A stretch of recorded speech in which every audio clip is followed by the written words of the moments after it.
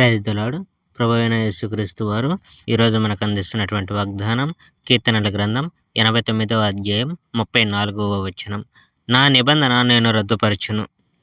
ఏర్పరచబడిన రాజు సంతతి వారు నా ఆజ్ఞలను ఉల్లంఘించి నా ఆదేశాలను పాటించకపోతే అప్పుడు నేను వారిని కఠినంగా శిక్షిస్తాను.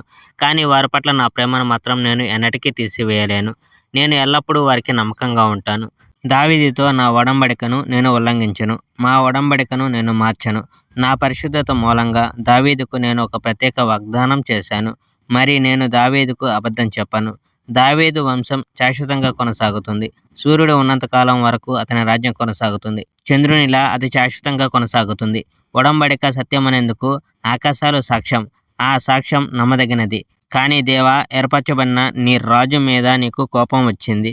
అతన్ని నీవు ఒంటరివానిగా విడిచిపెట్టావు. నీ ఒడంబడికను నీవు తిరస్కరించావు. రాజు కిరీటాన్ని నీవు దుమ్ములో పారవేశావు. రాజు పట్టణపు గోడలను నీవు కూలగొట్టావు. అతని కోటలన్నిటినీ నీవు నాశనం చేశావు.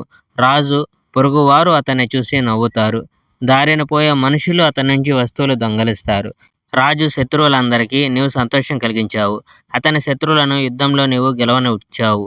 దేవా, వారిని వారు కాపాడుకునేందుకు నీవు వారికి సహాయం చేశావు. నీ రాజు యుద్ధంలో గెలిచేందుకు నీవు అతడికి సహాయం చేయలేదు. అతని సింహాసనాన్ని నీవు నేలకు విసిరివేశావు. Praise the Lord. May God bless our India.